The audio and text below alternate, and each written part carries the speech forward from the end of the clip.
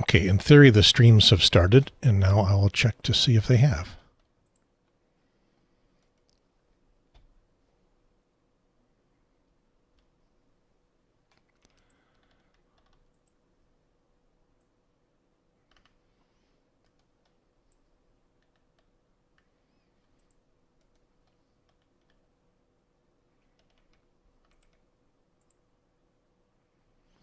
Well, we're live on Twitter.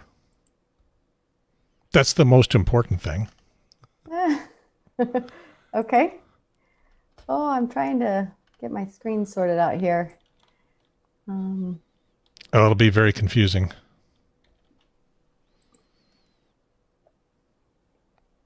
Okay, wait, here we go. We're live on YouTube.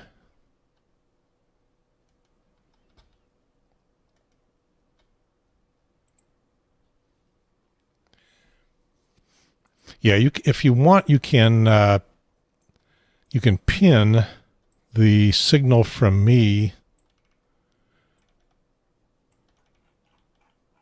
Okay, we're live on Facebook. We're live everywhere to the entire world. Okay.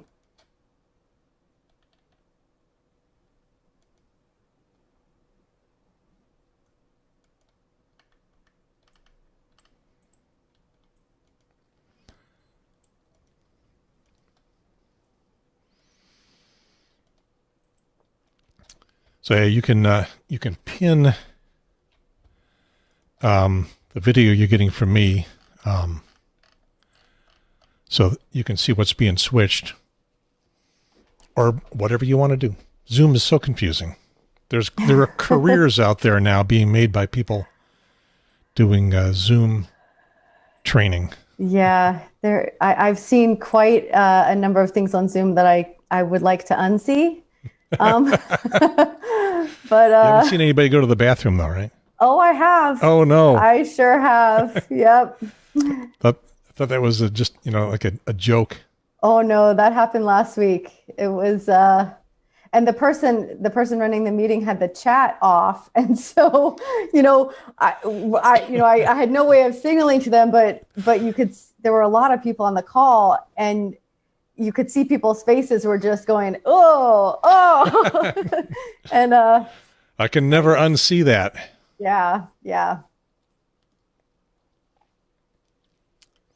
All right, if you are ready, I am ready.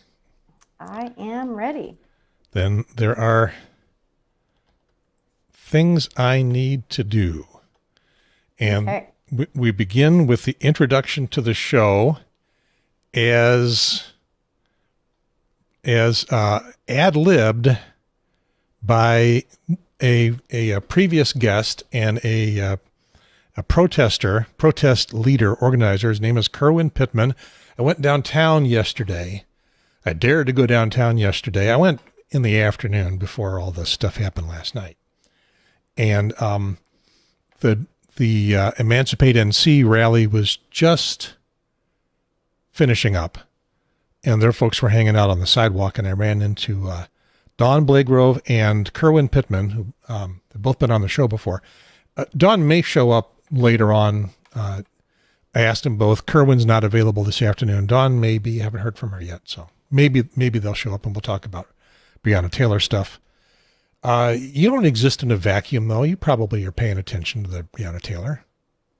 I've been paying attention. Yeah, it's hard. It's hard not to. It's hard not to. Yeah. Yep. Anyway, so I ran into Kerwin, and they recognized me on the sidewalk, and I sort of recognized them. I'd never seen them in person, and I was kind of squinting, and I was looking at their T-shirts to make sure I understood who it was, and so they're looking at me, and they recognized me right away, and I'm thinking, why is he why is he acting weird? I'm trying to figure out if I really knew who these folks were, and it turns out I did, and it turns out that Kerwin is a big fan of the introduction to the show, and he did an ad-lib version of it that came off like this. It came off like, okay, now my system is failing me because it won't play. Maybe I can make it play. Here we go. Live from the garage or the basement in Cary. It is the You're close enough. Yeah, it was good. I like the intro. It's phenomenal with the music. Phenomenal intro. Okay. Excellent job, Kerwin. This is how it actually goes. I'll do that in a moment as soon as I get to the music that you love so much. It goes like this. From the studio in the bonus room above the garage on the north side of Cary at the foot of Mount Belzoni, this is the Triangle Talk Show. Let's cut the crap, kid. I want to know what the big talk's all about. I don't think we should talk about this. Then we talk all night. Let's give them something to talk about. Another night of hearing myself talk.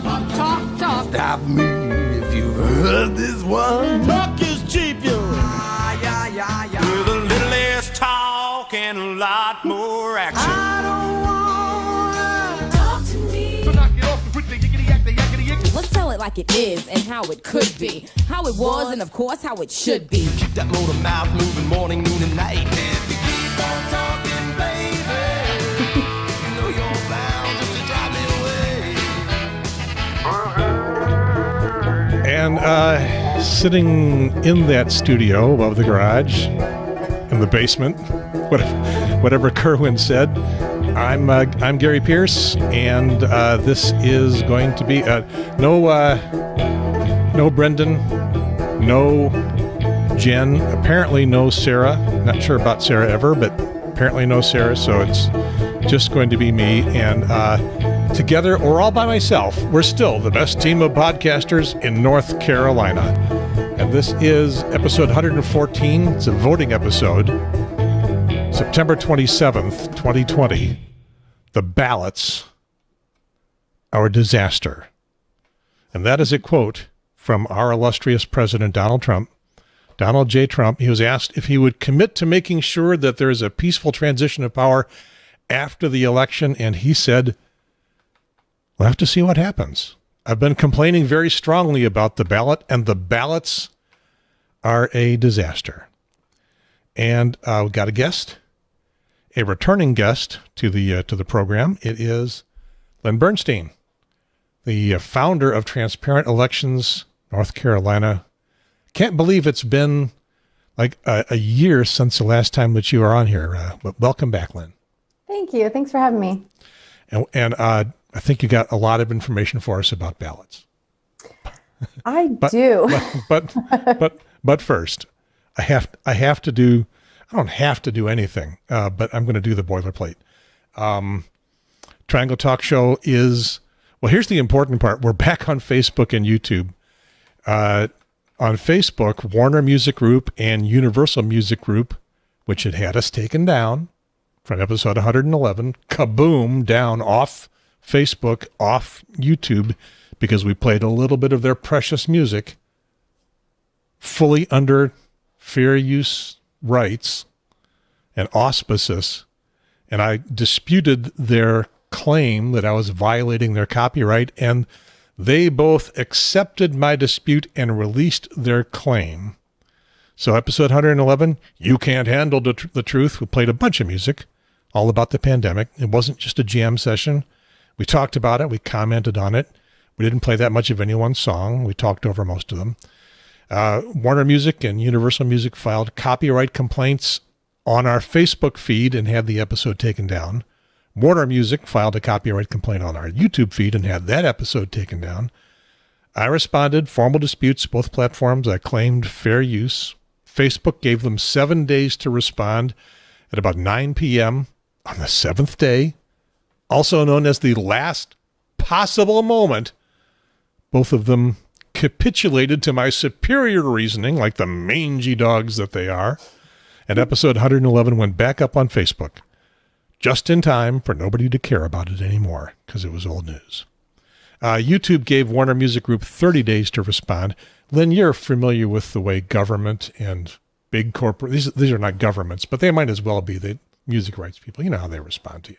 They drag their feet. They take as long as they can.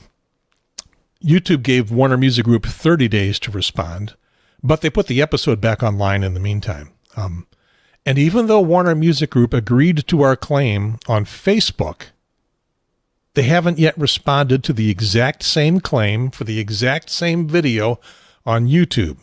And so while the video is available here in the United States, it is still blocked in Denmark. Sorry, you Danish people, you can't watch the show. I emailed them about the discrepancy. I asked them to release their hold on YouTube for the sake of the Danish audience, and explain to me, please, why you waited until the last minute on Facebook. And guess what? They haven't responded to me at all. So Shocking. Amazing. So once again, we are a video show, even though we still identify as a podcast. We talk about anything we want to. We aim more or less at things of interest to you people who live in the Triangle. I've been working on this word for a while. Triangularians. Because there's no word to refer to the people of the Triangle that I've been able to find, right? That, I think it would be less confusing to people who say Raleigh-Durham, who, they think Raleigh-Durham's an actual city instead of two, so yeah, I think that's a good way to talk about it so that it's less confusing. Well, I mean, that would only mean something to those of us who live here. Nobody knows what the Triangle is outside of here. So I think that's why the Raleigh-Durham thing gets play in the general media. It's as if we're one city. Raleigh-Durham. Right, but the Triangle clearly has 3 points, and so I think it could help distinguish that Raleigh and Durham are only 2 of the 3 points. Yeah, but what's the third? Is it Chapel Hill? I don't know. In theory, it's Chapel Hill, but Chapel Hill's tiny. I mean, Cary's 3 times bigger than Chapel Hill. So, it's kind of an old thing. I don't know. I don't know if you can judge anything by how small it is. Look at Ruth Bader Ginsburg. She was quite a force. Point taken. All right. We talk about anything we want to, stuff of interest to you people around here. Sometimes local, sometimes not. This will be pretty local. We are unfair and unbalanced on the left-leaning side of politics. We don't require our guests to be to declare a political affiliation at all. You don't have to lean right, left, or anywhere you want to be, unless you want. When Sarah's here, she's our token libertarian. She's the Schrodinger's cat of politics. She provides poise, if not balance. So you're going to do the poise today for us. Okay. I'll try my best. I don't know. That's when we get political, and we usually do. Website, triangletalkshow.com, Facebook group, Triangle Talk Show, YouTube channel, Triangle Talk Show, Twitter and Periscope at Talk Triangle. Podcast-wise, every podcast app, including Apple Music, TuneIn, Spotify, Stitcher, whatever that is, Google Podcasts. Like us, review us, rate us, hate us, I don't care. And on with the show. The ballots, here we go. The ballots are a disaster. I originally said the ballots are out of control because that's what I remembered Trump's quote to be. But then I went and played it back, and he actually said the ballots are a disaster, which is probably even worse. He was asked in a news conference whether he would commit to supporting a peaceful transfer of power. He would not. Don't worry, he won't. So we're going to talk about that. Lynn, you are a rocket scientist? Mm-hmm. Yep. Okay. Because, I mean, it's technically aerospace engineer, but... It is, yeah. It's I mostly did test and integration and launching of satellites, and so. But they go up on rockets.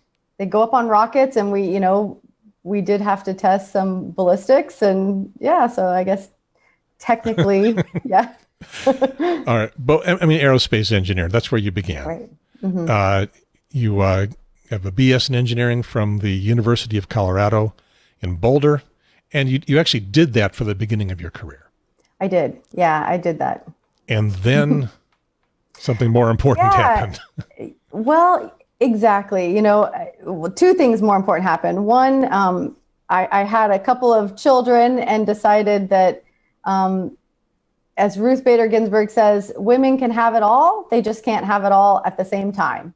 And so I put that part of my career on hold temporarily, and was looking actually 4 years ago at going back to grad school to get a degree in data analytics, because I'm really interested in data analytics, and I thought that would be a fun way to use my technical side of my brain. And while I was looking at schools and thinking about where I was going to apply, somebody said to me, "Hey, you should really look at the data about the presidential election in 2016." And so I started reading Jonathan Simon's book, Code Red, which is a fabulous book. I would highly recommend people get that. And I realized that there were significant problems with our voting system in the United States. And so I decided to abandon grad school for now and work full-time on trying to fix our elections in a way that makes them transparent and trackable and publicly verified. And so this past year, I took the volunteers that I had and started an organization called Transparent Elections North Carolina. And our goal really is to go observe all the processes that are available for the public to observe, and to make sure that every vote is counted as it's intended. And so we're trying to work with elections officials to ensure that the process is transparent and fair and open, and that people's votes are counted as they're casting them. I guess here at the beginning of the show, where people may still be watching, you're actually trying to get something done and trying to recruit volunteers and things to do that. So before we talk more broadly about ballot issues, and you were not a complete, if I recall correctly, not a complete fan of the idea of mail-in voting. In general, I think mail-in voting can be done really well. Yeah. And I think your objections were not Trump's Your objections were not Trump's objections, because his are just political and they're bullshit. But no, it really is up to every individual state how they do mail-in balloting. And I think Trump's comment to say that the ballots are a disaster, that is true if you are an authoritarian and don't want a democracy where people are voting on a ballot. And so, I don't think the ballots are a disaster. I think that processes in North Carolina need to be better defined. And, over the past 5 months, after discovering that the processing of our absentee ballots in North Carolina, that there was an issue. I'm not sure how many people understand what the issue was, so I should probably quickly touch on that. But there's been another development as of this morning. It's like the weather in Boulder. It changes daily. So now there's another development this morning that leads me to believe that I won't cast an absentee ballot again.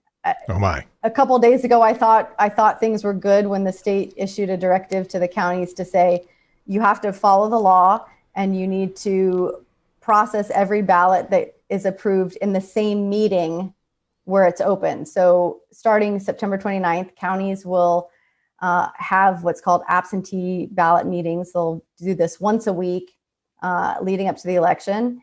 And at those meetings, the boards will go through the ballots. The staff will have already gone through them preliminarily and said, we recommend these for approval. We recommend these to be cured, or to be, that there's a deficiency and we need to contact the voter. And in those meetings, they're supposed to, according to the law and according to this latest memo from the director of the State Board of Elections, has said that ballots, once they're approved, they need to be opened and taken out of the envelopes and scanned in the same meeting.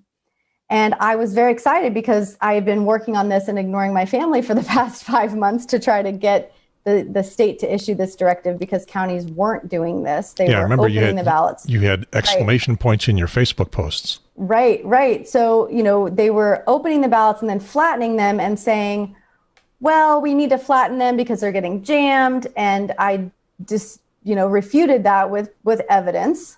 And now they're taking a different tack and saying, well, we're going to say that a meeting can be recessed until the next day. So technically, we're doing this at the same meeting. Even though everyone went home for the night.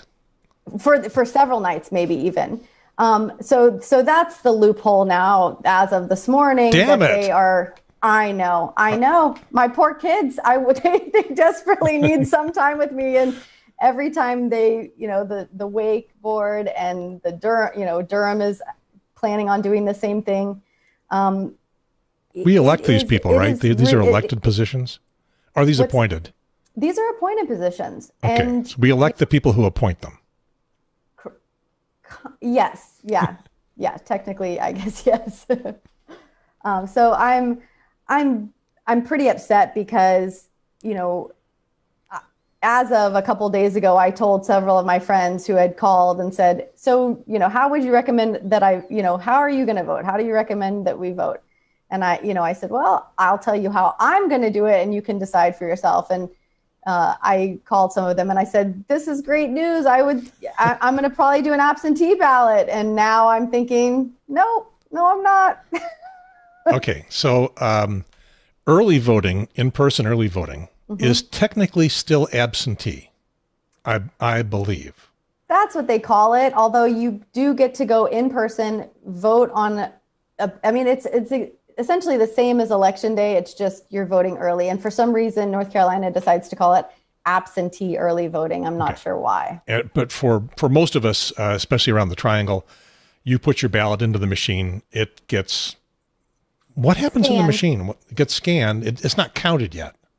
Right. That can't happen until election day. And in North Carolina, counties, and most of them do this, they will count the ballots at 2 p.m. on election day and then hold that information from the public until the close of polls. Yeah. I like transparency and I like information to get out, but they hold the information because they don't want it to affect how people who haven't voted yet are going to vote. So that's pretty legitimate. One of the reasons. Some of the other reasons why it's important not to let those numbers out is for, one of the reasons, if you believe that these tabulating machines can be hacked, and I do believe that they can be hacked, I'm not saying that they are being hacked, that information, that early voting, those early totals that you're getting ahead, 4 hours ahead of the polls closing, 5 hours ahead of the polls closing, that is really valuable information were you to hack into a machine and change vote totals, because you can't be too obvious and you have to get it just right or else it raises red flags. And so there are some people that believe that this, not just in North Carolina, but in other states, that those numbers that are getting out ahead of time are being used for nefarious purposes. Okay, so if you knew where the vote was going, you would know just how many illegitimate votes you need to hack into the system to win your side, but not make it look like you blew the whole thing out of the water. Right. Okay, so I was promising first that you could recruit your volunteers, and then I steered you off into a rabbit hole. That's okay. Let's find you some volunteers. Yeah, so we are looking at volunteers. We're doing a program called Validate the Vote, and our goal is to validate our boards of elections and validate the vote in North Carolina, essentially to help validate the election. And so we are calling on citizens, and this is happening all over the country. This is sort of a new trend that people are doing right now, where they are they're taking action, and they're going to their polling locations, to their precinct on election night as soon as the polls close, and they're taking an image of the poll tape that comes out. And that poll tape shows the time that the machine was booted up. It shows that there were 0 votes loaded into the machine. It shows how many overvotes there were. It shows undervotes. It shows essentially those are the receipts. Those are the receipts to our elections. And you can get those in a couple of places. One, at the precincts on election night. And the second place that they have those is, we were just talking about early voting. For the early voting, we early vote in North Carolina from October 15th until October 31st. And after the 31st, all of those machines go back to the county boards of elections, and they sit there until election day. And then at 2 p.m., everything that got scanned in early voting will then be tabulated and counted. And then another poll tapes will print out of those machines. And they also will do the same thing with all of the absentee ballots that they're processing starting on September 29th. So it's really important that we get those, especially since 40% of people, it's estimated, will be voting absentee. And so, if you look at just the volume of voters, those poll tapes that we're going to be getting from the counties are really important. And so we are encouraging people to sign up, and you can sign up if you go to transparentelectionsnc.org/validate the vote.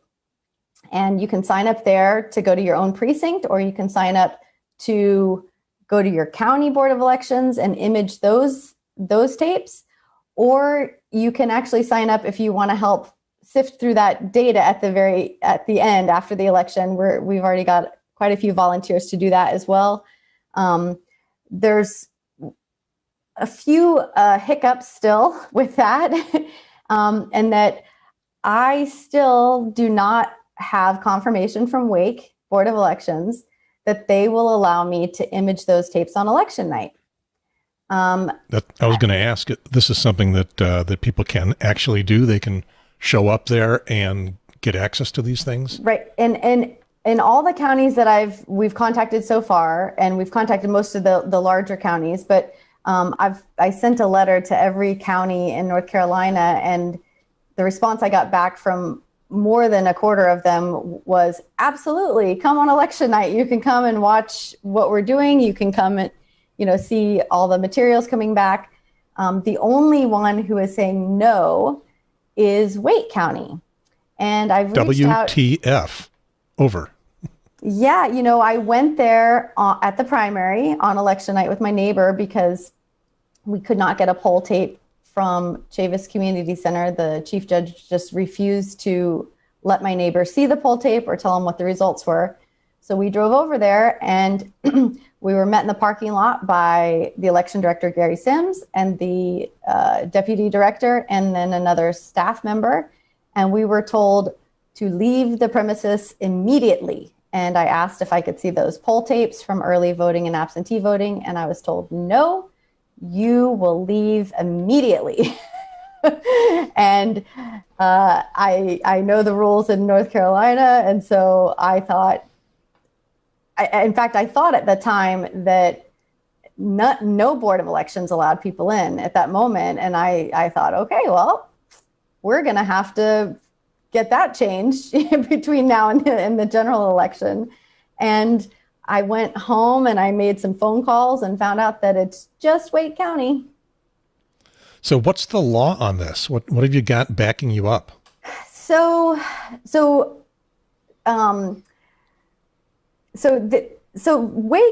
Wake likes to split hairs and do this technicality, which is why they're saying, well, we're gonna approve and open and scan the ballots at the same meeting, but we're just going to say the meeting is, multiple days long. We're going to recess. So they find a lot of loopholes, and the poll tapes are not public record at 2:00 when they print them. So, but the poll tapes are public record at 7:30 when the polls close. So I've asked some board members, okay, fine. They don't want us in the warehouse getting underfoot.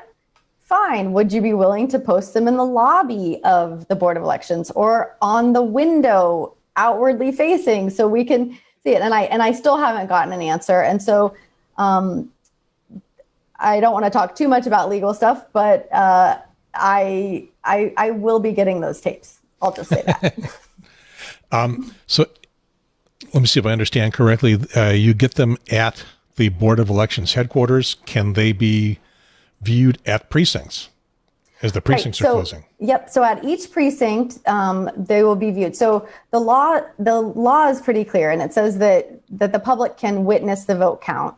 So that means that as soon as the last voter leaves the voting enclosure, the chief judge, they're supposed to make an announcement that says, hear ye, the polls are now closed. I've never been at a poll as it closed. I've always been in the middle of the day. And these are, okay, go ahead.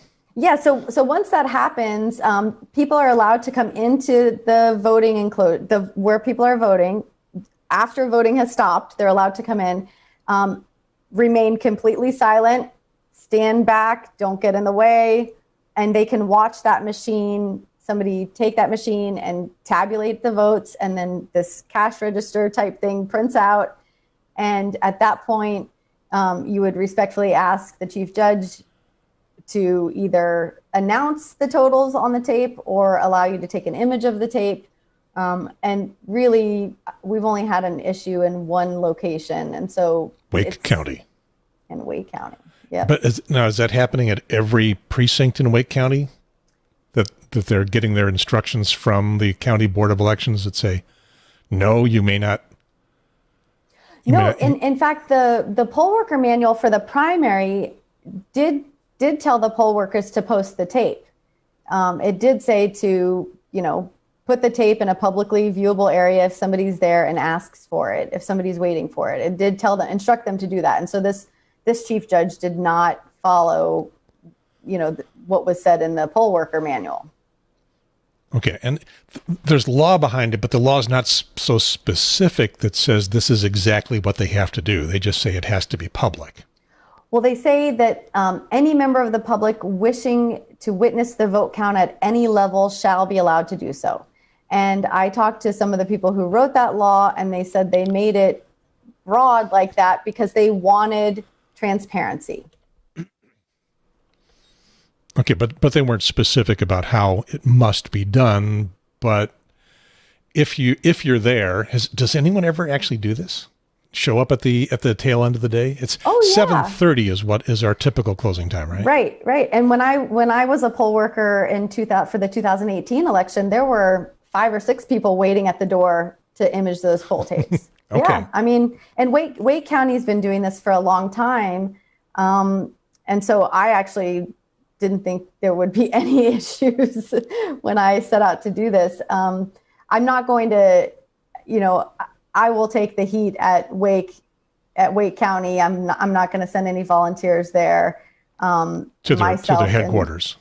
Right. But the other counties, even the ones who print those tapes earlier in the day, they've already said they're fine with people coming at 7:30 to take a picture of those tapes. So you're looking for people to go to the Board of Election headquarters in as many counties as you can get. Correct. And also, if they want to go to their own precinct and image those poll tapes, it would be great if they did that. It's a one-time volunteer gig. It's not something you have to commit to over and over again. It takes less than an hour to do. Oftentimes, if you show up at your precinct, you're going to be one of the first people to know what the vote totals are in your precinct. So, there's a nationwide movement for citizens to start taking responsibility for validating our own elections. Precincts are supposed to be roughly the same size in terms of population of voters? I believe so. I don't know how they gerrymander those up. Yeah. I'm trying to remember. I've seen totals on the machines in the thousands, but it's not like, maybe like 7,000 people or so in a precinct, something like that. You can't, I guess you can't really do that in the really rural places because you'd have to bring them in from hundreds of miles away to get that many people.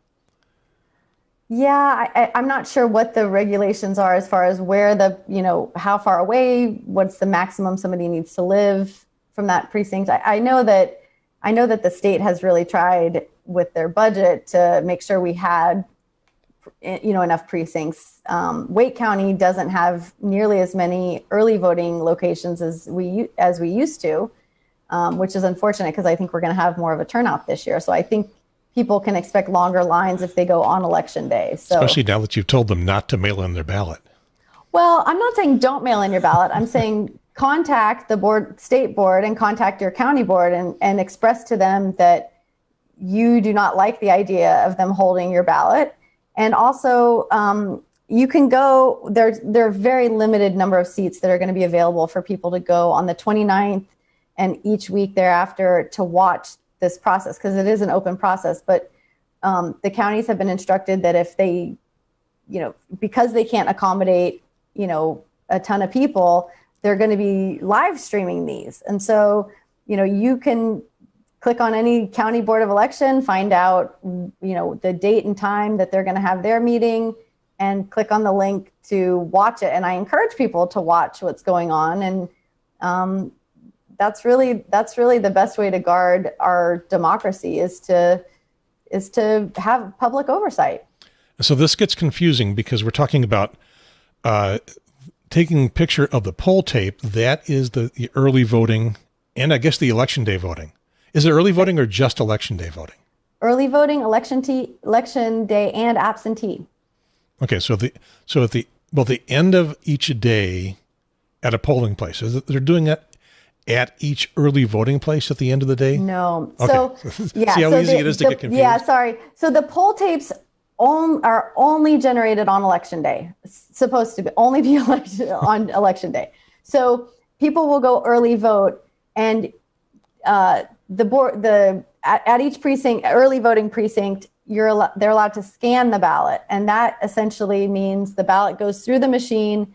Depending on your county, the machine takes an image of your ballot, it allocates a vote based on that image, and then what ends up happening after that is they will shut the machine down for the day, and then the next day will boot up that machine, but they won't print that poll tape out until election day.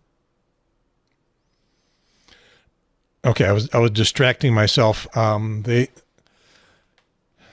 poll tape that comes out on election day includes the early voting, includes all of the absentee ballots that have come in, because not all of them may be in yet. We now have an extra few days. It used to be they had to be actually received by the Friday after the election. Right. And that was extended for 7 days to the Tuesday after the election. So for those of you that are wanting to stay up and watch the news and see what the results are, well, it's not going to happen Tuesday. Well, and it may in North Carolina, because the majority of our votes do get there before the election, and with early voting and same day voting, we're not going to be one of those states that is counting votes a week out from the election. The majority of the votes a week out from the election. I think North Carolina, we will more or less know the results of our election on election night, which is great. Okay. There's no way to know how many absentee ballots are coming in. They know how many got sent out, but they don't know how many got mailed back. That's correct. Yeah, because you can change your mind. You can request an absentee ballot, which I have done. I've requested an absentee ballot. I'm planning on going on election day, but if for some reason I get sick or can't go, I can fill out my absentee ballot and bring it to my county board of election before 5 p.m. on election day. And then that's my insurance policy that I still get to vote. I want to vote in person, and so in that case, I would vote on election day. I would come home and put my ballot in the shredder. All right. Absolutely do not go vote in person if you have put your absentee ballot in the mail. Correct. Even though our president suggested that might be a good idea.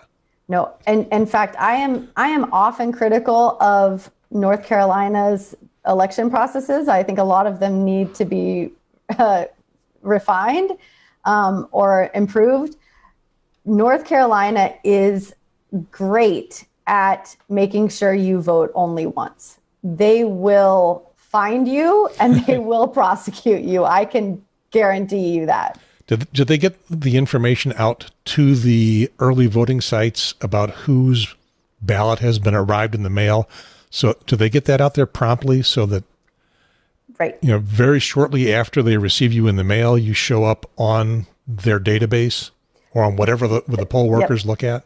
That's correct. And they use electronic poll books, so it's live. So if I go to one early voting location and then I try to show up at another early voting location and vote again, the computer is going to say, no, you've already voted. And even if it doesn't, for some reason, say the poll book goes down and they're using paper poll books, if I cast another vote, they can actually go back into the ballot bin and pull my ballot back out.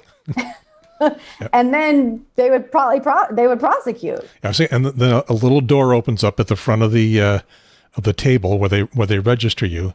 A little arm shoots out, slaps the cuffs on, and they sit you down in the timeout corner until the cops come and get you. The election cops. Yeah. I would not mess around with that for sure. I would not encourage anyone to even attempt it. On the plus side of that, it is interesting to note that you can go to any early voting location in your county. Correct. Yep. You don't have to go to the one closest to you. Your precinct's not going to be open that day. That's only open on election day. Right. And that can be a little bit confusing because sometimes early voting locations are also a precinct location. But if you're going to go early vote, and that's actually probably the best way to do it. If you want to vote in person, probably early voting is the best way to do it, because if for some reason there's a problem with your registration, they can correct all that there on the spot. You can even go, say you've never voted before. You just turned 18 or maybe you're 50 and you just never got involved before. You can go on election day, show up with your proper ID, with your driver's license number, and you can register to vote and vote during early voting. And so, my husband, we moved recently, and he changed his address through the DMV, through their old system, and checked a box that said, yes, I want to update my voter registration. And he showed up at our new precinct on election day, and they said, oh no, we never got that information from the DMV. So now you got to go drive to your old precinct and get a piece of paper and get this transfer to another precinct. And thankfully he went early enough in the day, but had he gone 7 o'clock at night, he would have been out of luck. So, early voting is great because they can fix those problems on the spot. I've seen Reddit threads, I guess, from people asking, I just moved to North Carolina and I haven't got my new driver's license yet. What do I do about registering? First of all, you have to live at your current address for 30 days. Do I understand that correctly? I'm not sure. Pretty sure I read that. You have to be there 30 days. Do you have any idea what someone who has just moved in, they still got 30 days. They're going to be in North Carolina for 30 days before election day, but they might not have gotten all of their documents done. Are they just out of luck? I don't think so. When I was a poll worker in 2018, people could show even an electronic,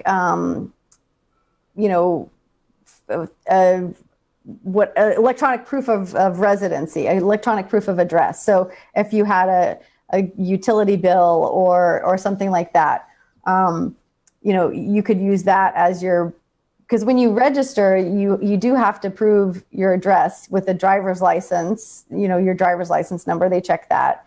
And so sometimes when I was a poll worker, somebody would come up, and if they didn't put their driver's license number on their voter registration, then we would actually have to see ID. That was the only time we would ever ask for ID, is if they weren't registered properly. But if you go during early voting, and I would recommend, if you've just moved into the state, go to the state board website, find out exactly what you need to show up with. I don't think it's a huge hurdle, though. I don't think it's, you don't have to bring a passport or anything like that. Oh, yeah, I don't remember having to do that. I mean, I think I registered when I moved to the state. That's 30 years ago. That would tax my memory, but I think I registered as I got my driver's license, which I don't know what they required from me to show that I was living where I was living. I don't know. I don't remember. Yeah, I vaguely, because it's been 5 years for a driver's license. I remember having to show a utility bill, saying that this is where we lived. Yeah. I do remember having to bring a birth certificate to get my driver's license, because I remember I didn't have it, and then I had to go back another day and get it. Well, so I'm not for driver's licenses, the real ID thing has amped up the ID requirements. But that was just for a regular driver's license. Yeah. Identification in the United States is a bizarre hodgepodge, because we don't want you to have your national ID papers, please.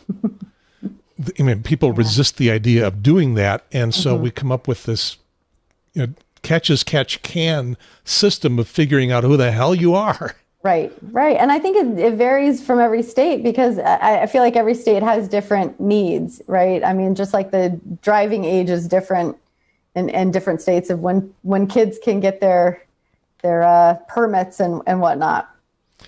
So the folks that you are recruiting, you're recruiting them just to show up at the tail end of the day. Right. These are not technically do we have poll watchers in North Carolina?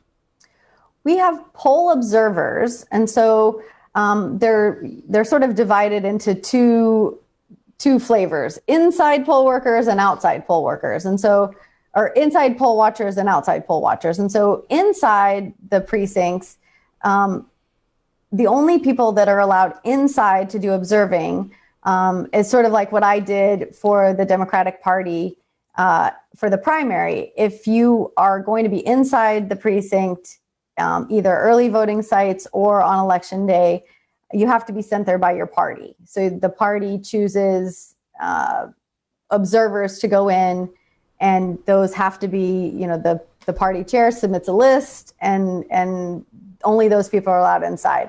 And then other groups like Democracy NC, they stay outside of the precinct and talk to people who are having trouble voting and try to help steer them in the right direction if they need to go to a different voting location or whatever issues they're having.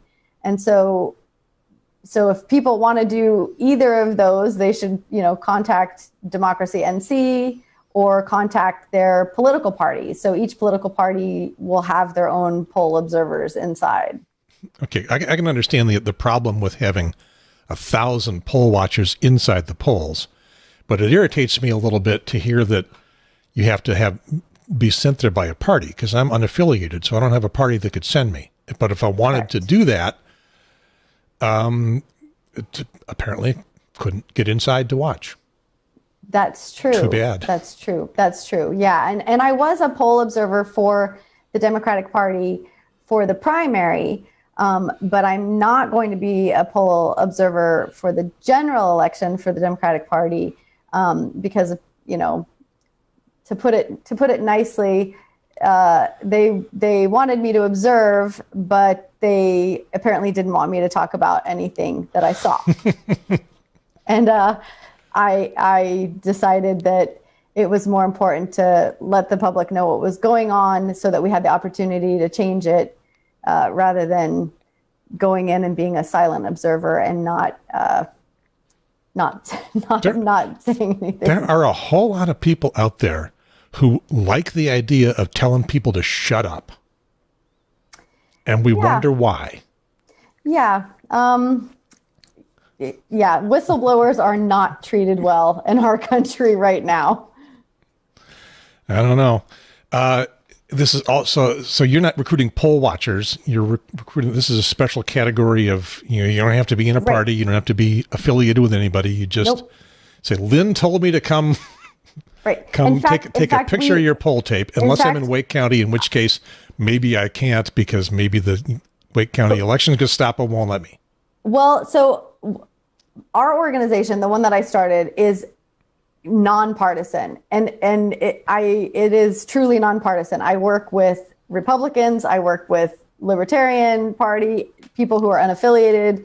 I mean, the Republicans that are pushing for transparency with me, we have nothing in common except we both believe in transparent elections. And so, we just don't talk about the other stuff, and we find what we have in common, which is we believe that transparency is really important for everyone in elections. And so this project, Validate the Vote, is really nonpartisan. Just a minute. Let me. I'm checking my calendar. It's 2020. No, that doesn't happen anymore. You have to stop immediately. What's Sorry. that? Yep. You have to stop this nonpartisan, bipartisan, everybody's kumbaya thing. That doesn't happen in the year 2020. It doesn't happen anymore. You got to stop. No, it does. I mean, it happens.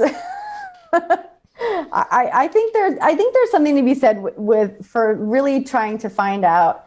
Look, when you look at people and when you talk to people, we have so much more in common than we have differences. I think the main difference is where people are getting their information, and whether or not they can put aside their strongly held beliefs to work on a different project that they feel mutually, have things in common with. And so I really, as much as it pains me to see other parties and some of their beliefs, which I vehemently am opposed to, I will work with people if we are working on a project together and they agree to remain nonpartisan and we push for transparency. I'm happy to work with them. Does that hold up generally from beginning to end of the project with just about everybody, or do you get anybody that falls out and says, "I just can't do it anymore"? Not so far. I mean, not so far. Yeah. I mean, so far it's been pretty good. Yeah. It's like unfriending people on Facebook. There's a whole lot of that going on these days because I can't take it anymore from you. Click, you're gone. Yeah, that is something that I try to not be on Facebook very much. And I will say I did have to unfriend one person in the last year because they used a word that I am not comfortable with people using. And now we all want to know. It rhymes with. I will just say that. Yeah, I'm going to guess female anatomy. There's a funny. I don't know who the comedian is, but there's a comedian that says, I think it's John Mulaney, and he says that he did a show and he wanted to use the word midget, and they had and the producers had a really really hard time with this, and they said you can't use the word midget. The word midget is just as bad as the N-word. And he said, well, you know how I know that the word midget is not as bad of a word? Because people say the word midget and you're not even saying what the N-word is. So that's the worst word. Yeah. Okay. So that's the word. That's the word. I am not. And in fact, this person, unfortunately, was a distant cousin. And I said, yep, I don't care if you are related to me. We are no longer going to be talking. They didn't use it in an academic context. Just no. That's the word they wanted to use. Yeah. Yeah. And attention, unacceptable. Attention, co-host Jen. I did the air quotes correctly. Yeah. I don't know if you've watched any of the shows of the past 6 months or so. I thought this is the way you did air quotes. Oh. Turns out that's not true. It's like that. Yeah. For those that are watching, for those that are on the audio podcast, it's my overhand, as Jen described it, pants hanging on a clothesline versus the underhand, just curly fingered things. So that's the. I can see how those would be confusing. I don't know how I made it to 70 years old and didn't know how to do air quotes. And once I started looking at people doing them, well, they all do them like this. They all do the underhand, little rabbit ear things. I was being sincere. I thought I knew how to do it. Yeah. And I didn't. All right. So it wasn't, I was going to guess it was one of the most awful words for female, part of female anatomy, but no, it's even worse. No, we'll do the C word on the podcast for anyone who feels comfortable saying it. No, we will not do the N word. Yeah. I worked, the place I worked at for a long time was, so people had warned me before I started working there, and they said, "Are you sure you want to work there? That's still an old boys club. That is not a great place to work This is an for women." aerospace place, right? Right. And I heard every horrible joke you could possibly imagine. My boss said, "Here, come on, sit on my lap." I mean, it was bad. And so that doesn't bother me. So even Bob Cordell, his you horrible said no though, right? joke. You said no. You said hell no. Yeah, excuse me. Let me get my. I'm not going to repeat the language I used, but I made myself clear. We'll push the explicit button on, and I already have to because I've already said some bad words. But yeah, you can be explicit here if you want to. Yeah. So I don't think any real word bothers me. That's the word that's a deal breaker for me. Yeah, I've thought about this from the broadcasting and the academic and the clinical context. Because there's another podcast in town called the Three Oak Podcast that I wanted to promote for a while here, and it's the folks that run that podcast are three black musicians and entertainment producers in Raleigh, and they N-word each other constantly throughout the program. And, it's like rap music, and that's the business they're in. And I'm thinking they can get away with that. I don't think I can get away with that. Is that unfair? Is that whatever? I've come to the conclusion that I am just not going to do it as a matter of respect. Yeah. And I think it's, I can't speak for anyone else, but, I can't even, I like rap music, but if it has that word in it, I just can't listen to it. I think you'd have trouble with their podcast because they don't have they don't have a sanitized version of the show. Right. And, I think people who sort of claim, well, I'm in this group, so therefore I can say those things. I'm not a big fan of women dumbing themselves down and having cutesy names for themselves. And it bothers me, even though I'm a woman, and they say, well, I'm female too, or I'm a woman too. And so I can, those cutesy names are fine. Well, I disagree, so I would imagine that there are some Black people who are not okay with that word, even. I'm sure. Yeah. And so I just find it. Oh yeah. There's a lot of criticism within the Black community about the use of the word, about the misogyny, and a lot of other things that occur in rap music, and yet that is popular genre. So, yeah.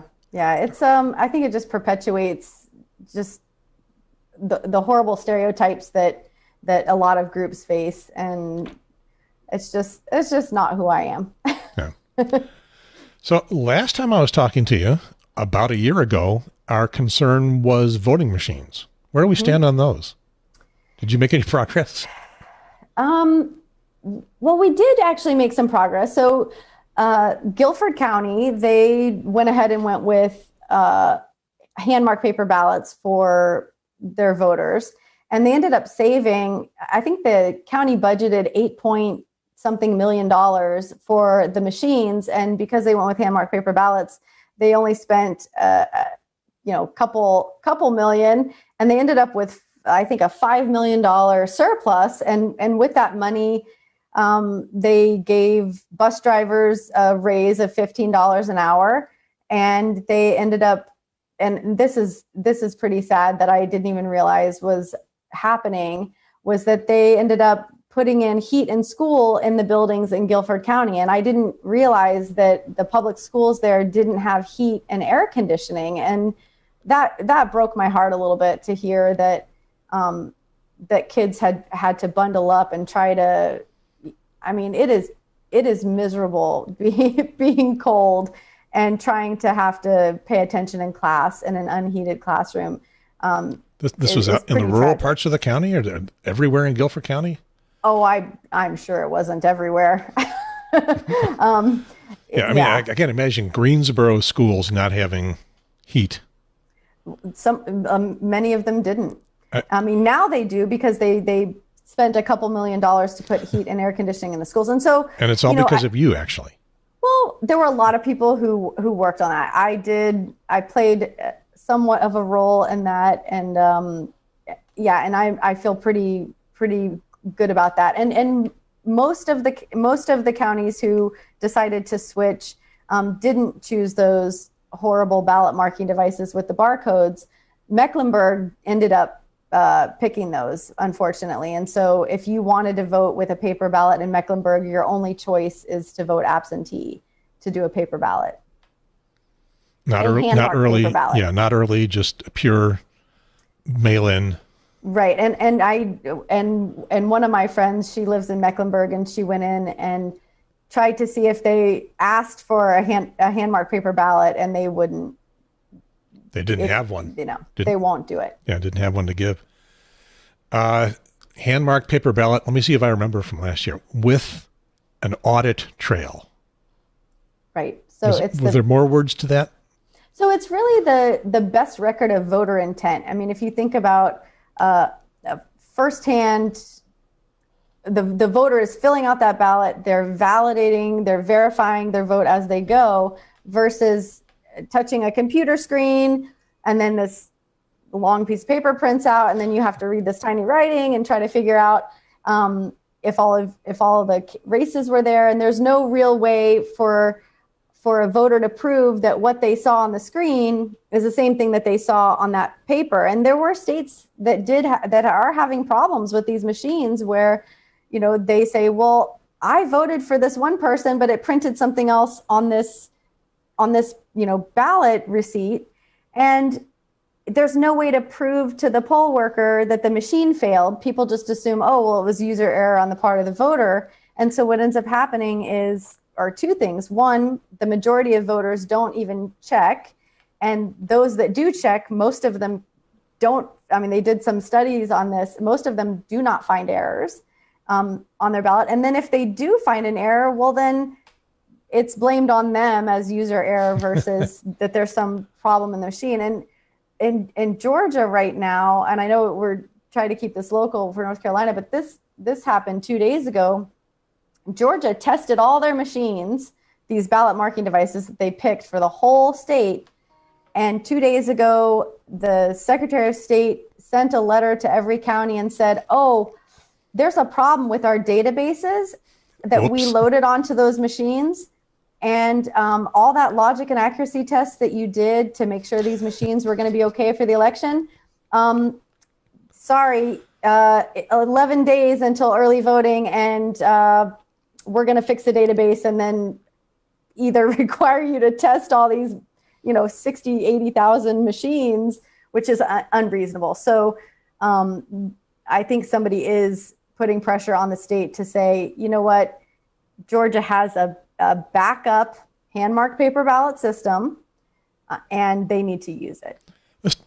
You can talk non-local all you want, but the states learn from each other some. Right. They absolutely some mistakes. do. So Mecklenburg County, you get your ballot receipt. If I recall from our discussion, and I don't know if it's the case with that specific machine, but they would print out the names that you voted for, but they would also print out a barcode. And the barcode was the thing that would get read, not the names on the receipt. And there's no way to verify that what's on the barcode is what was printed as the names. Right. Right. And North Carolina says, well, we would catch it in an audit. Sure. And so that's the other big thing. In North Carolina, and I think I talked about this last time I was on your show. In North Carolina, we audit the top 1 to 2 races on the ballot. And that lets everybody know no one's ever looking at the rest of that. No one's doing an audit on the rest of those ballots, on the rest of the part of the ballot. There's no audit being done at all. Yep. And we only check 2 precincts at random. And I can vouch that it's random now because I did help change that process, and it is something truly about random rolling now. dice, I think. Yes, right, exactly. So the process before, they couldn't, although I didn't think, oh, you know, there were a lot of rumors where people said, no, this isn't random. And so I asked to go see this random selection, and I ended up getting an email the night before, the day before, saying it's going to be at 9:30 the next morning. Here's this webinar you can log into to watch it. And I pulled it up the night before to see what it was about. And the webinar platforms touted the ability to pre-record a webinar and make it look live. And, yay. I thought, well, I'm 20 minutes from downtown. I'm just going to go and watch it in person. Legally, I'm allowed to go watch it in person. So I'm just going to go down and watch it in person. And I showed up at 9:15, and the receptionist, she gets on the phone. No, you know, this woman's here. She wants to see this process, and it's clear. Her name isn't Lynn Bernstein, is it? Oh, damn it. Yeah, no, that's exactly the response I got. She's on the phone and she says, "Oh, it's not here. It's not done here." Okay. And she says, "Hold on." And so don't look through that door down the hall either. Don't look through there. Right. That's where it's really happening. So a lawyer comes out and pokes her head around and sees me, and it's just it's that pain again. And then about 10 minutes later, 2 lawyers come out and talk to me, and they say, "Well, there's a problem with the random generator, and we're going to have to reschedule it." And I said, "Well, can I talk to the person who's running it? I want to find out what's wrong with the generator, you know, what the deal is." And they said, "Oh, we haven't seen him yet today." And I said, "Hold on a second. This doesn't make sense to me. It's 9:30. This is supposed to be live. The person who's running it, you're telling me, isn't even here." And a few seconds later, 30 seconds later, the person comes out of their office and says, you know, "Okay, I'm running it. How can I help you?" And I talked with him, and I explained to him that, you know, was here to see it. And I said, you know, I wanted to see how you generate the random number that goes into the code that then spits out the random precincts. And he explained to me that it was done within the code. And I asked to see the code, and he did send me the code. But there's no way to prove to the public that code was really random. And so I said, well, you know, in other states, they roll these 10-sided dice. They roll 10 to 20 10-sided dice, and then that's the seed number that goes into the algorithm that generates the code that spits out the precincts. And I said, "Would you be willing to use dice for this?" And he said, "Yeah, I'd be willing to do that." And so they rescheduled it for later that day. So I drove around Raleigh and found a teacher supply store and bought 10-sided dice and came back. And the lawyer there wouldn't let him accept the dice. And that was for the municipal election last year. Because you clearly weighted the dice because you knew what they rolled, and then you knew how that was going to affect the election. Yeah, you know, I don't know why. They don't like me very much there, you know. And so but he did end up buying 10 clear 10-sided dice. And now those meetings are conducted in public. Clear, so you can see there's not a little BB hanging on one side. So. Exactly.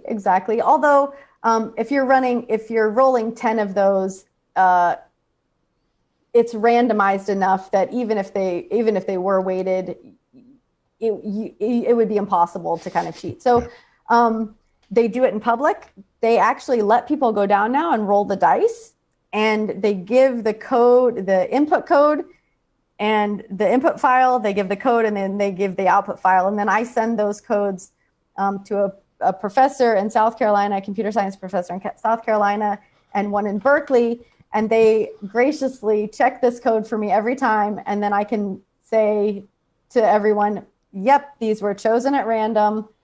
And that is really what we need in this country. We need evidence-based elections. We need, it is not our elections officials, their job is to find the true winners of elections. But evidence-based elections say it is also their job to prove to the electorate that they found the correct winners. And that is because they are horribly incented to cheat. Well, I don't know if that's it. It's just that nobody, people kept saying before, well, is it really random? And I'd say, well, I don't know. And now I can say, no, it is. I was there. I saw the dice being rolled. I checked had somebody check the code. And that's what we want. If we want people to believe the results of the election, we need to make it as transparent as we possibly can. We need the public to be able to verify that the chain of custody was intact, that everything was on the up and up. And so when Forsyth County last week said, well, we're going to hold these absentee ballot meetings where we approve ballots and we open the ballots and we scan the ballots, we're going to do it all via a telephonic meeting. So not even on video, just over the phone. And my daughter, she said, oh my gosh, that is just as ridiculous as having a call-in magic show, right? You call in and you say, press 1 if you want to hear a rabbit coming out of a hat. Press 2 if you want to hear a card trick. Yeah, pick a card, any ridiculous. card, you can't see them. It's ridiculous. Your daughter is smart. How did you come up? How did you create that? Well, both my husband and I are aerospace engineers, and actually he's programs robots now, so he's even above and beyond. So unfortunately we bore them at dinner. He's going to be a part of our apocalyptic future. No, well, he works for a company and they make the Da Vinci surgical robot. So he's robots for good that fix people. So yeah, okay, so that's good. He's not imbuing them with artificial intelligence that are going to become Skynet at some point in the future. No, he did come up with a really fantastic term that if Wake decides that they are not going to comply with the intent of the laws that we have in place to actually have transparency, he came up with this term, and I will try to make sure that this gets into some slang dictionary somewhere. The term is wakeboarding, and we'll use air quotes, wakeboarding. And that's the tendency of a governing body to act with impunity due to lack of oversight. And so I would say that our Wake Board of Elections, they are wakeboarding right now.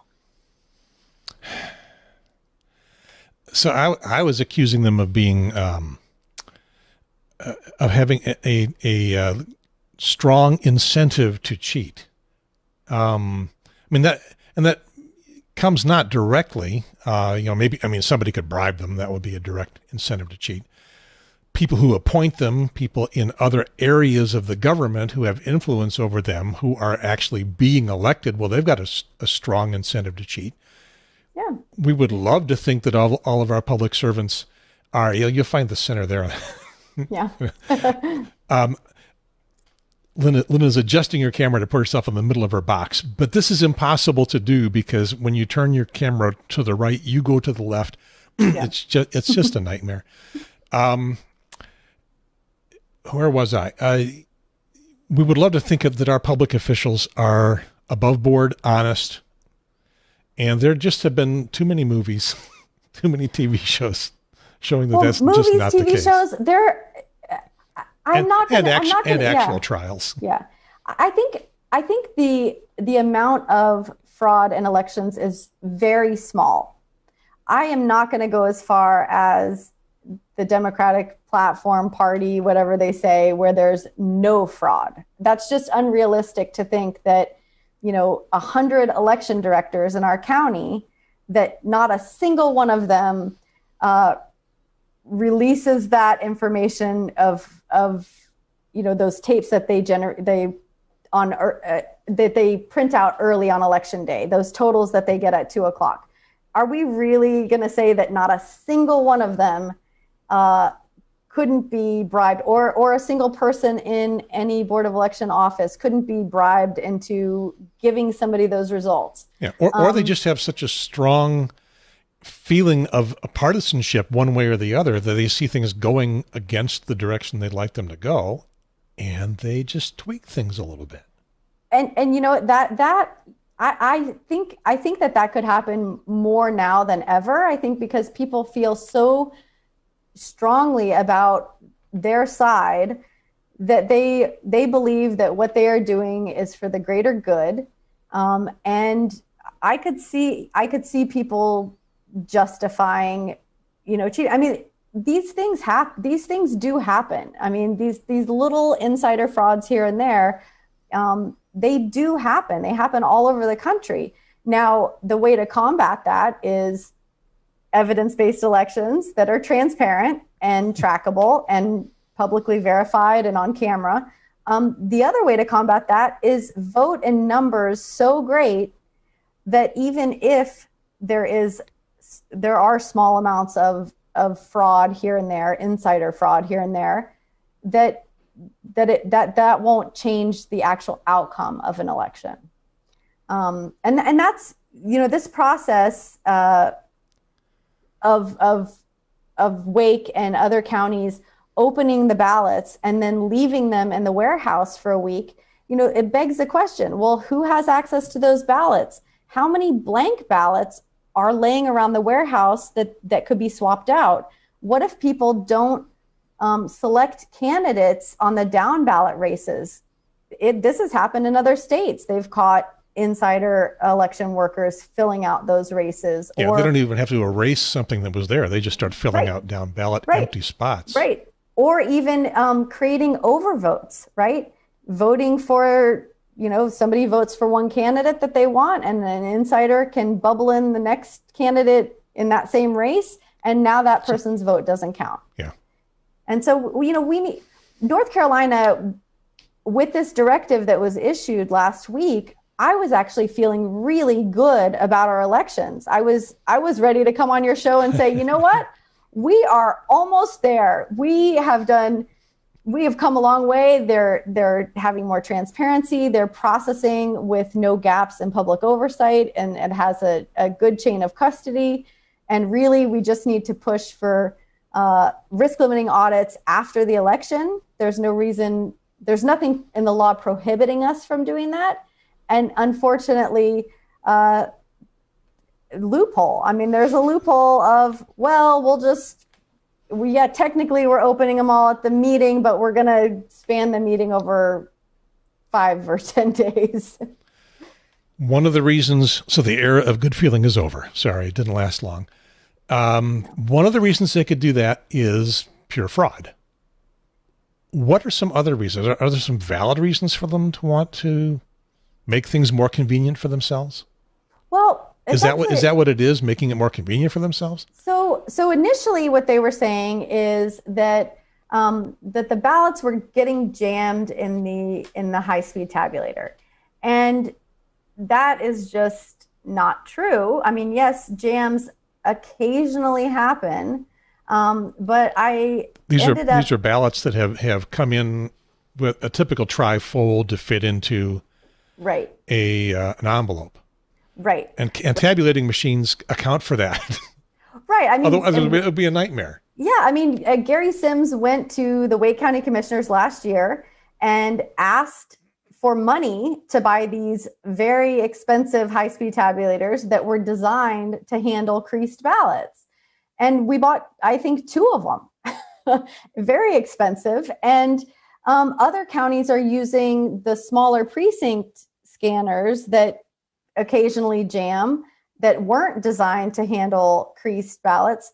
And that's what they're using to tabulate their absentee ballots. And so, initially they were saying, well, it was because of the creased ballots, except if you go back and look at the March 12th meeting minutes from the primary for Wake County, they opened over 2,000 ballots at that meeting and scanned them right away, and there wasn't a single jam.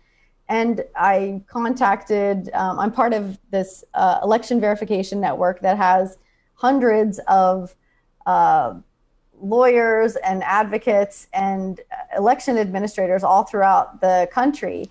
And I posed this question to them. I said, okay, so is this legitimate? What are people seeing jams? Is this a problem? What can be done? And the response I got was, laughter for one, which is really sad. And essentially they said, this is a load of crap.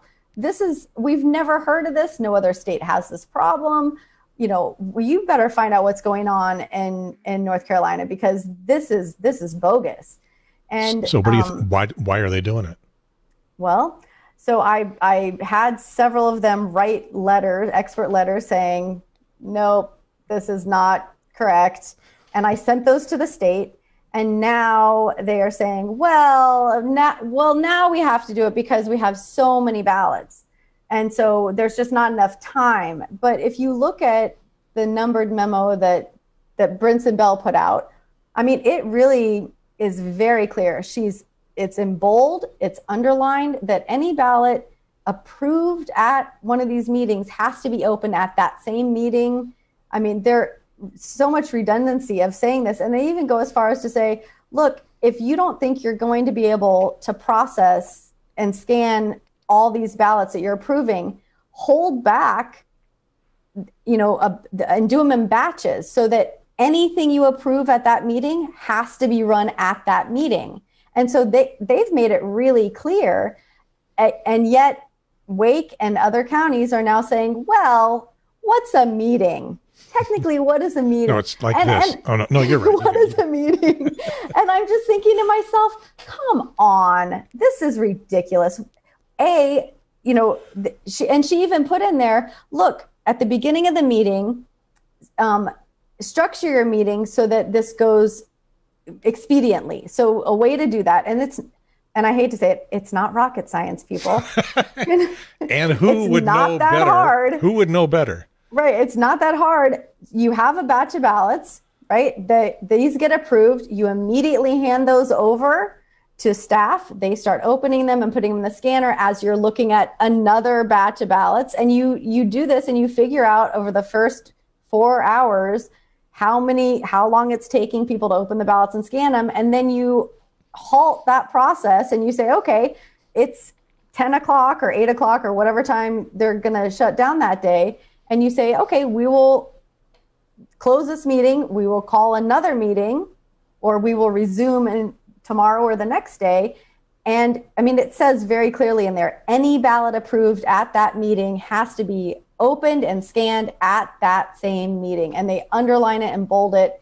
And somehow our board and our election director, and same with Durham and other counties, have found a way around it. And honestly, it doesn't make sense to me because it creates more work for the staff. It creates more work for them. And things that don't make sense, there's usually a reason for. And so I don't know why they're doing this. Maybe they're pissed off that some woman came and said, hey, you have to follow the law, and they don't want to do it. I don't know. Authoritarian hubris. Who is this guy? You mean our director? Election director, yeah. This is Gary Sims is our election director. And, He had to be named Gary, damn it. He had to be named Gary. Yeah, he had to be named Gary. And, well, I don't know what your middle name is, but... it is James. It is James. That is a reputable middle name. That's a good name. Okay. I vaguely recall this. Gary was not your favorite name in the world.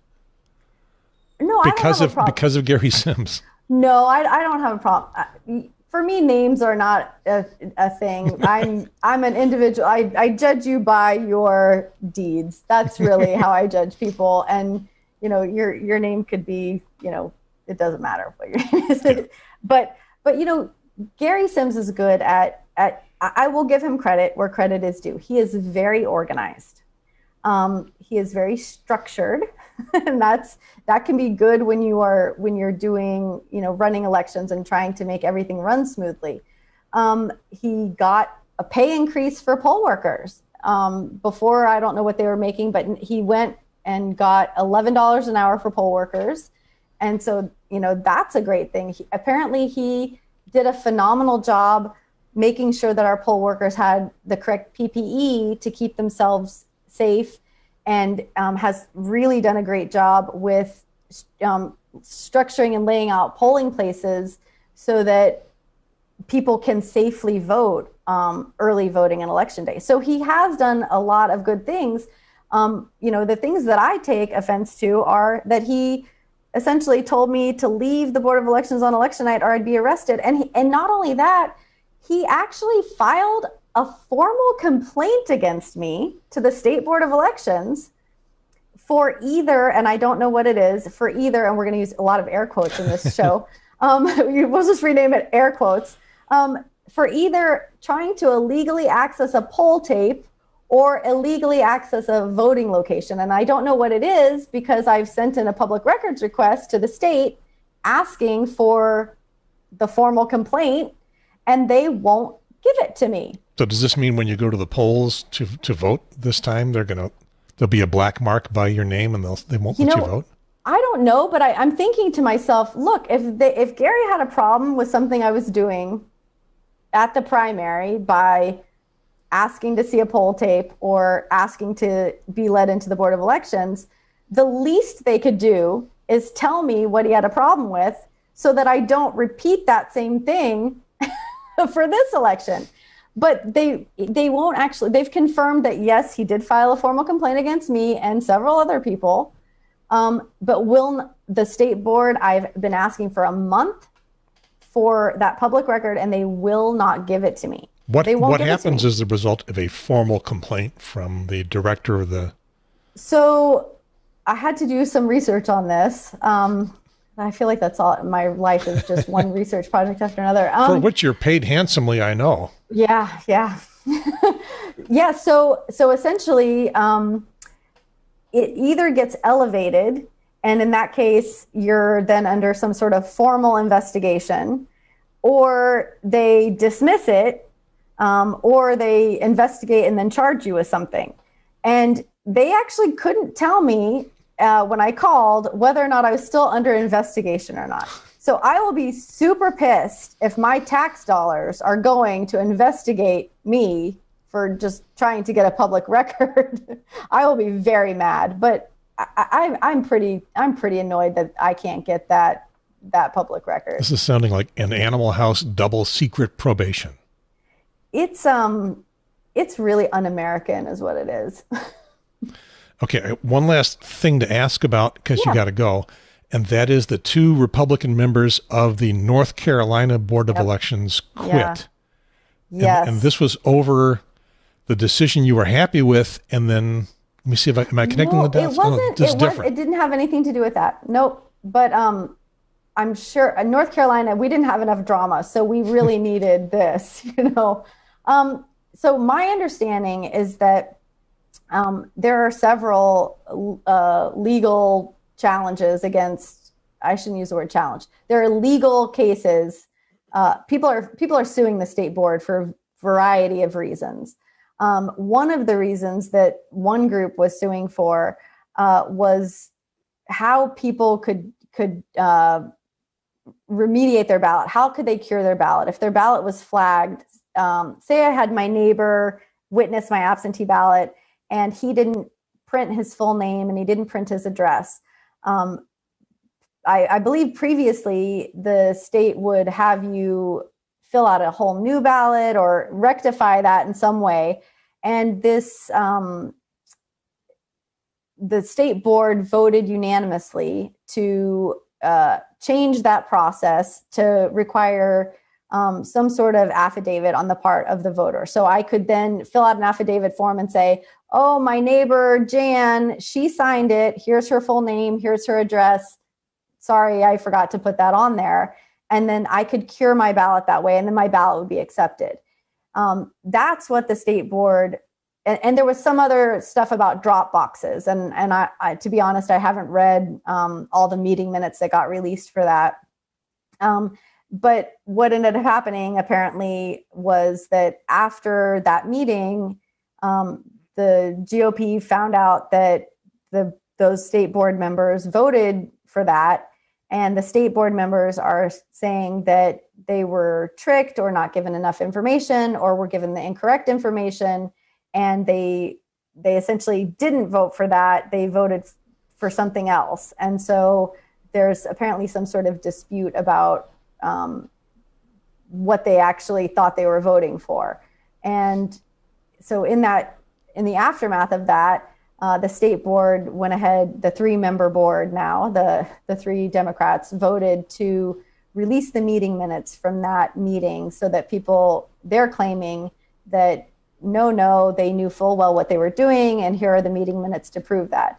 I haven't read those, so I'm not going to weigh in on that, but it's really unfortunate because I do feel like that board, that 5-member board, they did seem to work well together, and they did seem to compromise and have some bipartisanship.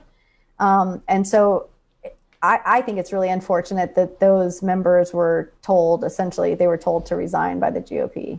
Yeah, that's the story that I was getting from news reports, is that the state political leaders said, "You voted for what? Yeah. Out of here. Yeah. You rhinos." It's too bad. All right. We've cleared everything up.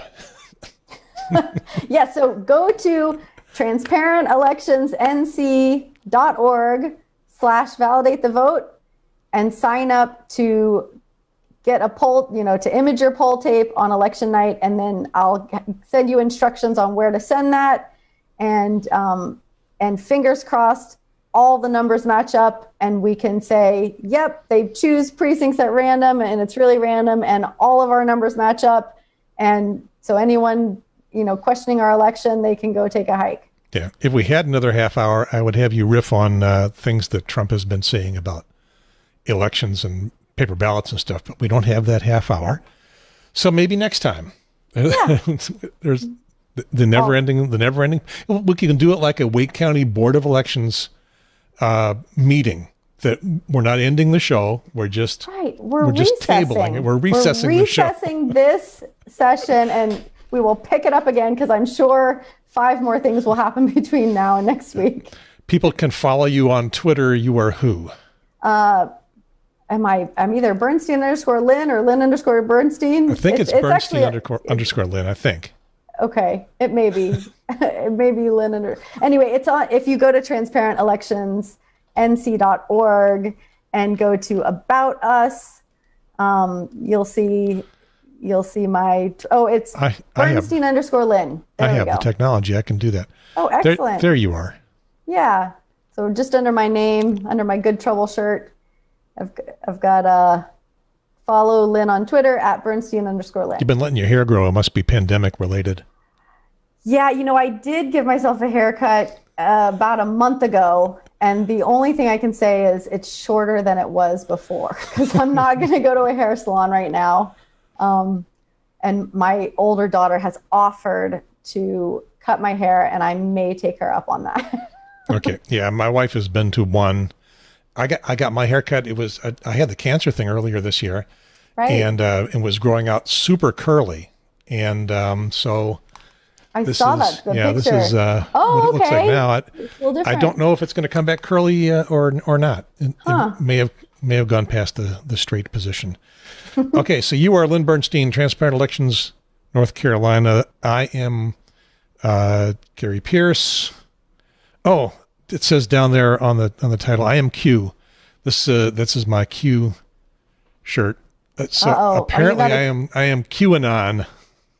I am the guy. I am the anonymous Q. Oh, you're taking responsibility for that. I am anonymous Q, or it could be that I am promoting a barbecue joint.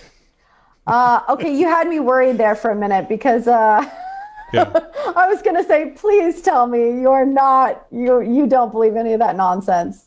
Okay, yeah, that's it's a barbecue joint in Beaufort, South Carolina. Okay. Called Q on Bay, and I thought, okay, I'm going to wear my Q shirt because that's going to confuse people. You did confuse me. You had me a little worried there, Gary. I'm not going to lie. Yep. And I've been thinking they should call themselves Bobacue. Barbecue, Beaufort Barbecue, Barbecue. And in here in North Carolina, it would be Bubecue. Okay. All right. You got a meeting to go to. Thanks very much, Lynn. I appreciate you coming by. It has been episode 114, a voting episode, September 27th, 2020. The ballots are a disaster. This is the Triangle Talk Show. Over and out.